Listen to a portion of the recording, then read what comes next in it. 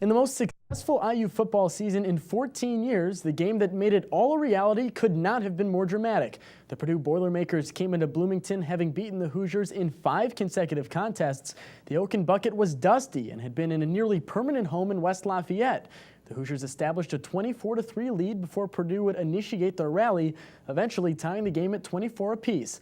The rest would go down in Hoosier lore for many years to come. The man who finished off the Boilermakers, well, it's Lou Groza Award finalist Austin Starr. My co-host had a chance to sit down with him for a one-on-one interview, which we have for you right now. Austin Starr had one of the most successful kicking seasons in Indiana football history. But what brought him to IU? I wanted to come here and be a biology major, and I wanted to be close to home. I definitely didn't want to go to Purdue because they don't have the resources for biology majors that IU has to offer. After Starr's redshirt season under coach Jerry DiNardo, new head coach Terry Hepner was hired to restore Indiana football. Immediate respect. The first word that would come out of someone's mouth to describe him would be enthusiastic. The enthusiasm, the energy, the desire and the drive that he had and the vision that he had for our program was amazing. It was kind of overwhelming to some of the guys, and we thought, well, what does he see that we don't see? And so it took maybe a year for us to realize, yeah, we can be the team that he has envisioned. And so a lot of guys were excited for that, and to know that our program was going to be on the incline real soon. In his sophomore season, Starr would kick 2 game-winning field goals, one in Muncie, Indiana, and another in the Illini's Memorial Stadium. My family on both sides are still in the Muncie area, and so during that Ball State game, I wanted to show not only my family but a lot of my friends who go to Ball State, what I could do. I really wanted to have a good game along with the rest of the team, and missing my first field goal, which was maybe like a 22-yarder right hash. I just, there's even a picture someone has of me going like this up to the sky, like not even believing that just happened.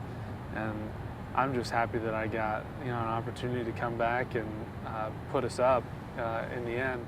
It actually kind of was the first step of me building my confidence in myself. Even though I had kind of struggled with some adversity in the beginning of the game, Coach Hepner, he still had confidence in me that I would make a field goal in the end if we'd get in close range.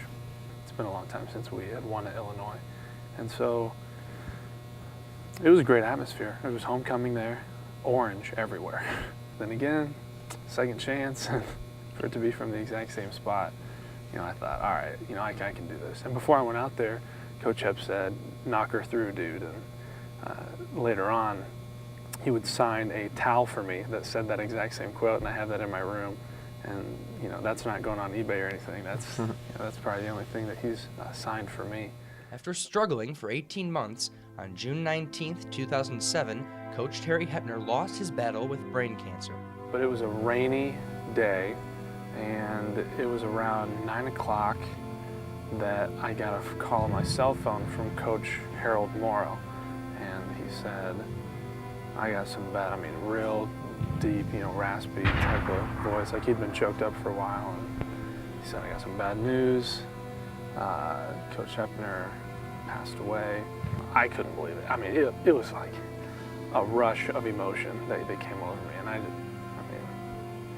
absolutely couldn't believe it. He has a great family, nothing but power and strength. And in Coach Hep's absence, interim coach Bill Lynch would become the head coach and lead the Hoosiers in 2007. Who's going to be our head coach? Coach Lynch said, well, get behind me. This is going to be a season that a lot of people are going to talk about. It's going to be a special season. But he said, it's going to be you, the players, that's going to do it. And so, we all came together and we said, we're going to do it for each other. We're going to do it for Coach Hep. A lot of emotion, a lot of individual motivation.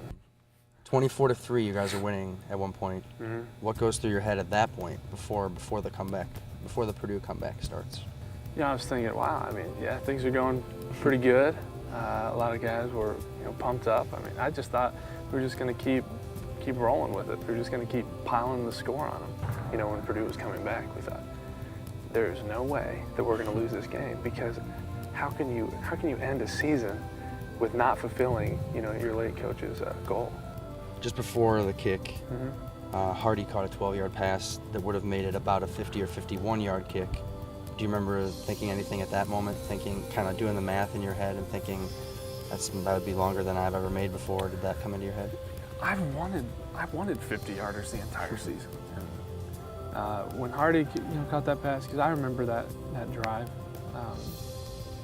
Some parts are more vivid than others, but I thought, all right. I mean, I was hitting the ball great that day. I mean, in warm-ups, I remember talking to Coach Lynch and Coach Morrow and saying, I'm hitting the ball better than I have, since the beginning of the season. A lot of people, were patting me on the back saying, you're going to get your second chance, you're going to be fine. And I just kept my head down. I don't like to talk to really anybody. I don't kick in a net. I just kind of do some dry runs and kick in the air, and that's it. But I was definitely ready for that moment. Of course, it came down to that kick, and people say, you won the game. You are the reason that we went to a bowl game. And I always say, you know what? You can think that, but football's a team sport, and my team got me in that situation. I was just doing my job. We took the next step. We took the next step as a program, and I think that, this past season was incredibly successful. To beat Purdue for the first time in 5 years, and then to go to a bowl game for the first time in 14 years. That's some great, I guess, things for our program, to meet that we haven't done in a long time. So it was the next step to a championship, football program. From Mellencamp Pavilion, I'm Patrick Hurley, Hoosier Sports Night. Still a lot more Kelvin Sampson to discuss here on Hoosier Sports Night. When we come back, we'll welcome in the managing editor of Inside Indiana, Ken Bykoff, and Bloomington Herald-Times men's basketball beat reporter Chris Corman to discuss the latest on Coach Kelvin Sampson and the situation in the athletic department. Keep things right here on IUS TV.